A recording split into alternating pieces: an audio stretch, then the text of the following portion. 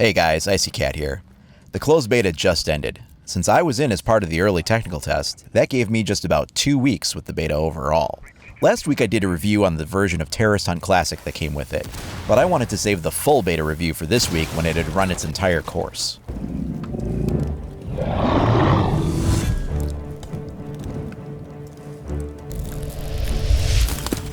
During the course of the beta, we spent a lot of time getting to know the matchmaking screen as we waited for teams to take shape or the inevitable connection errors that broke up our squad and sent us back to the main menu.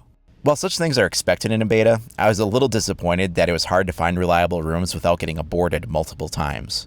Hopefully they have all the data they need to make sure that these problems are resolved in the next couple of months so that on launch it's a seamless experience. Let's start our review with player versus player. This is the flagship mode of play for Siege.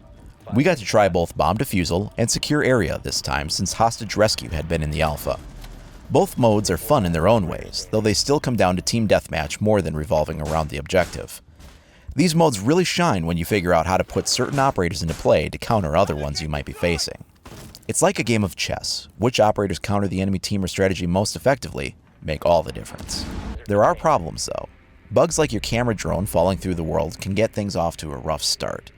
End-of-round kill cams seem to follow random people doing random things. Nothing game-breaking here. Hopefully it'll be ironed out by launch. The menu navigation was just plain bad, having to leave matches to buy new operators or attachments. And then you'd have to lose your squad and get everyone back together again to go find another match. We know they announced that this was being worked on as part of the delay, so I'm pretty confident they'll get it sorted out. Levels seem really easy to achieve. Not sure what effect they'll have in the final release, but I was getting a new level every match we won at first, and then later when levels were in the 30s and 40s, it still felt like every couple of wins was another new level up. Getting that high of a level in a couple of weeks shouldn't happen. I don't know what the level cap will be, but getting to 40-something in a couple of weeks of playing is way too easy. It should be exponentially harder, with upper tiers being a long-term commitment to earn. I hope they don't wind up doing that silly prestige system that Call of Duty uses. There were also rounds where despite winning, no renown was awarded, and that'll have to be resolved as well. In gameplay, there were some strange mechanics. Anytime defenders stepped outside the building, the screen now turns this puke green color, and this text pops up letting you know you'll be spotted. Only it sits right in the center of the screen where you have to aim, and it doesn't go away. That has to stop. Having a defender be tagged when they go outside should be sufficient. All those other weird handicaps are unnecessary. The camera systems also now tell players that they're being tagged. This should stop too. Players should not become clairvoyantly aware of the fact that they got tagged. All it does is give them knowledge that shouldn't be possible for them to know, and tells them to turn around and find and shoot the camera. This is especially problematic for attacker camera drones. I mean, let's be honest. Nobody really ever bothers to leave their drones in good vantage points when the timer runs out to support the team. Once the prep phase is over, they usually just get left wherever they were. But if someone did manage to get a good spot for one, now they're going to get shot because as soon as they manage to tag someone, the defenders will know there must be a camera they missed and hunt for it. That's not really fair. If the defenders left a gap in their defenses between Mute and Bandit, or they didn't take them in the first place, and you managed to get a good hiding spot for your camera, then you just outplayed them, and you should be rewarded with a viable surveillance point. The camera already has red lights on it when it's being used. Psychically telling people they've been spotted is unfair. The red lights on the defender cameras are also a bit bright and large and could probably be cut in half on size and intensity. It's almost like the developers want you to shoot out the cameras as fast as possible. Good teams are going to steamroll the cameras anyway. Don't hold the hands of players that forgot to do so and remind them to do it. Level design is good, but the highest and lowest levels are always the ones that are taken for defensive positions. Ground level spots are never chosen by defenders because there's too many ways to get at them. More defensive positions need to be made on ground level spawns as well as maybe shuttering some windows or making some walls unbreachable. The positions are just too weak to be popular choices for defender spawns. Some slight tweaks to level design should help with that. Another thing that would be nice to see is the option to use your grappling hook to go back up any blown open hatches. Getting into gunplay mechanics, let's deal with the pink elephant in the room here. Shields. The operators with shields are not overpowered, but what is too powerful is the hip fire accuracy while using a shield. They changed it so you had to tilt the shield to use ADS and create a balance in aiming. I'm sure that would be great, except for the fact that I never had to aim since hipfire could consistently hit and drop targets from fairly decent ranges. Without a shield, Pistol hipfire accuracy is fine the way it is. But when holding a giant car door strapped to your arm, you should have a heavier hipfire penalty than if you were using that pistol without it. Shield users don't need to expose themselves to ADS right now, and so the counterbalance is largely unused. Combine these elements together, and you'll have shield operators further balanced. The only other things might be to raise a shield up a further 10 to 15% off the floor when the operator walks in a crouch. You can shoot them in the legs while standing, but when they're crouched, they're tanks. Shields shouldn't be one-man killing machines. They're supposed to be point men with support right behind them. As for other guns, I feel like the SMGs could use a little damage buff, and a slight accuracy buff too. Nothing real crazy, but just a little increase. Shotguns feel really good at close range, and they should, but their damage fall off is a bit heavy. There's times when you shoot at someone and it doesn't register a hit at all, even though they're not that far away. The minimum damage at maximum range could stand to be extended a little bit. Pistols by themselves seem fine, other than being too accurate when hip-fired with a shield, but when used by themselves, they're just about right. Assault rifles are good, but the FAMAS is clearly the most effective one. It either needs to be brought down a bit, or the other ones need to be made a little faster and more accurate to bring it into parity. They all don't have to be exactly the same, of course, but the FAMAS feels to me like it's head and shoulders superior to every other assault rifle so far, and the difference shouldn't be that distinct. Object placement also feels a little strange for things like Defender's deployable shields. There seems to be a lot of invalid placement issues, and I think what's going on here is they're trying to prevent players from doing certain things like placing two shields next to each other with no gaps in between them. But really, why not let us do that? Or what about placing two deployable shields at 90 degrees to each other with no coverage gap between them? Let players get creative with their defenses if they want to. I already did a review last week on Terrorist Hunt, and if you want to see that, you should click here. But I'll touch on a few things with it briefly. First off, it's a lot of fun. I love it. I can't wait to get into Terrorist Hunt with the other 8 maps and the other 3 modes of play. There's still 2 other types of attacker-based co-op, and 1 type of defender-based co-op Terrorist Hunt still to come. One thing I really felt a lot of frustration though was that I couldn't play with any of the defensive operators in the mode we played in the beta. I realized that playing as operators like Doc, Pulse, or Rook would have been really useful. In the bomb defusal version, operators like Mute, Smoke, and Castle would be really useful as well.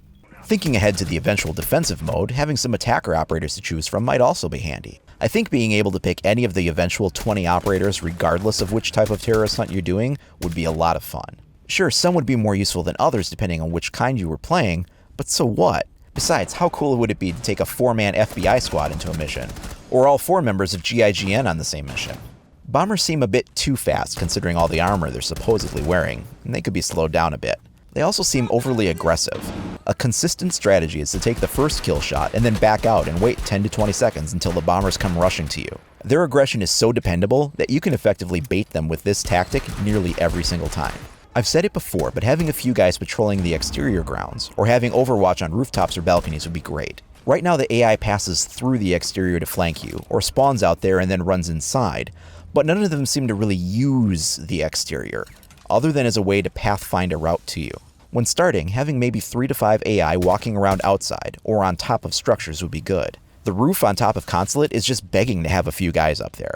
Of course, having no line of sight to player spawn would have to be maintained, so that players couldn't be spawn killed by the AI, but otherwise it would make walking up to the structure something you'd have to be more cautious of. Renown seems alright for normal terrorist hunt, but the increase in points for increasing the difficulty is a bit too low. Some of the points in game could be higher as well. I'm mostly referring to support roles here. If I run a camera drone for my team, I get 10 points per tag.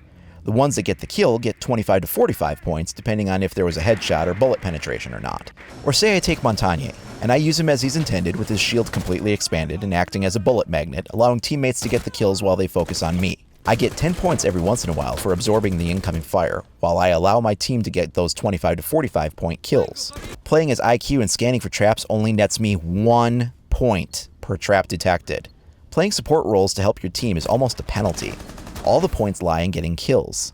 If you play a dedicated support role, you're never going to be able to keep up with the team, and yet support should be a perfectly viable way to play. It makes it so you almost have to compete with your teammates to get points for the kills. That's not very cooperative. Either support points need to be increased, or all points need to be added up at the end of a round and divided by the teammates evenly. If I tell you where every bad guy is, where every trap is, and absorb all the incoming fire so you can get all the kills, how did I contribute any less to the team win? While on the subject of drone tagging, it's really spotty. Sometimes there'll be a guy right in front of you, but if he's partially obscured by a shield or something, it won't detect his presence, even though he's right there.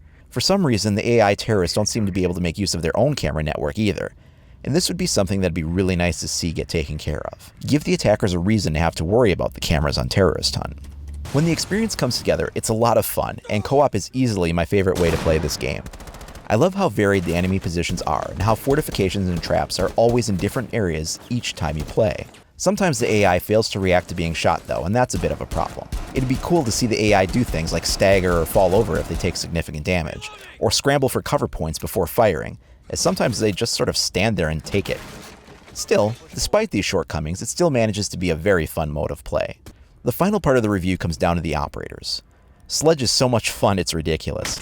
Having that hammer is great, but it doesn't make sense that it stops working after a while. What, did it break? Montagne is an interesting defensive operator when using his shield properly. I understand why he can't shoot when it's deployed, but at least allowing him a shield bash if someone winds up right in front of him would be nice. He makes for some very interesting diversionary tactics though if he's well supported. The other main shield operator, Blitz, is a lot of fun. The flashbang system is a neat ability, but he seems to have lost his flash resistance. He used to have a dark tinted viewport visor, so he was not able to be flashed very effectively. And that seems to have gone away. I'd like to see it brought back. I think both shield operators should get up to 3 choices of sidearm. Since it's all you can take, you might as well give them some choice in the matter. Fuse is an operator some people think is overpowered due to his cluster charge. He's a lot of fun to play, and his cluster charge is the reason why. Whatever they do, I hope they don't nerf it. The better way to deal with Fuse is to take Jaeger. Speaking of Jaeger, make the range and speed of his trophy system a little better so that it does an even more effective job of countering Fuse. Jaeger has some of the more enjoyable weapons out of the defenders, with the welcome addition of an actual assault rifle. That pilot helmet he wears is a little bit weird though. IQ has a really great weapon selection as well. She's fun to play, but her gadget seems a little less than ideal, because everything it detects looks the same. What's the difference between nitro cells, a stationary drone, a defender camera, shock wire, electrified walls, stationary bombers, or pulse? They're all indistinguishable. I'd say maybe for objects, have them show up as blue outlines of what they are, similar to the red outline objects get in the kill cam feed when a nitro cell gets you. People like bombers and pulse can still show up as a ping though, so you can't pin them down exactly. I think it was a really great call to allow IQ to counter-detect pulse. That was very much needed. Pulse himself is, in my opinion, the worst operator. I like his weapons. Shotgun, SMG, and pistols are all good, but his ability is now useless because he's been nerfed so many times. He needs about 50% additional range, maybe twice as fast of a refresh rate on his ping, and he needs to be able to see through that screen like he used to do so you don't keep walking into walls while trying to scan with them. It's also a bit odd that IQ scanner is a toggle on-off, but Pulse's scanner is a hold the button down. I feel like they should operate the same. Rook is a very solid defensive operator. He's got good weapon selection and his gadget is really simple. As long as you get the people on your team to actually pick it up, I would say taking 1 extra bullet with his armor though isn't enough protection.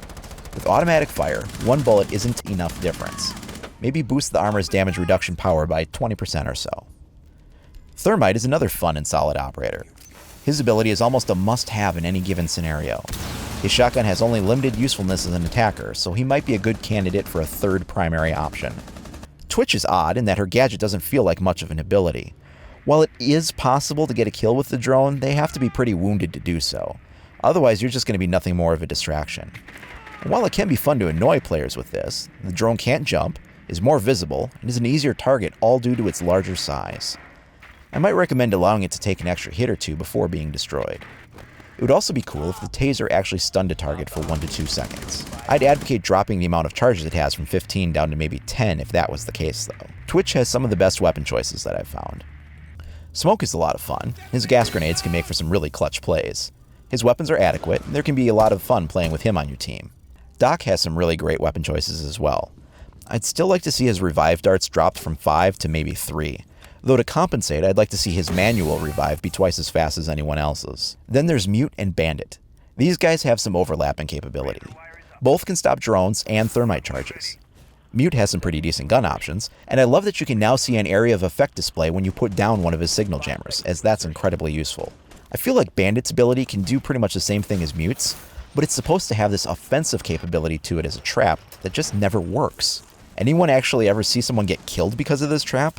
If you do touch it, you just shrug it off. It's no big deal. I think it should cause a lot more player damage. It's so easy to see and hear it, and simply shooting the battery, you can break the trap. It needs to be more effective when it does manage to make contact. rare as that is. Also, how about allowing us to hook it up to a deployable shield and make an electrical trap out of it as well?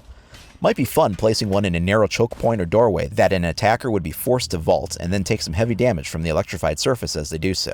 The operator system is fun when you have a group that kindly lets you play with who you want to, but turns into a frustrating race to pick when you don't. The recruits are a good backup option, but you can't customize their weapons at all, meaning you're forced into iron sights at all times with one, and that's no fun either. On the flip side, you can customize operators' guns to your heart's content with lots of really cool attachments that are fun to use and unlock, but you're severely pigeonholed into what those gun choices are per operator. Sometimes I find myself picking an operator based more on the weapon I want and just ignoring the gadget, and I don't think that was their intention. When the system does come together well though, it manages to feel like a game of chess when all the right pieces are on the board.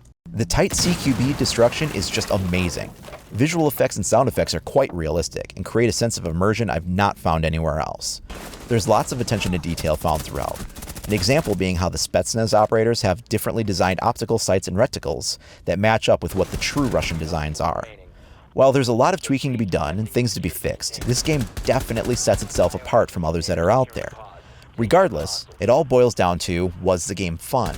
The answer is yes. Despite things I would like to see changed or optimized, this was a lot of fun and kept me very engaged over the duration of the beta. With things to look forward to like free map DLC and entire post-launch support and content, I think there's a lot here to like.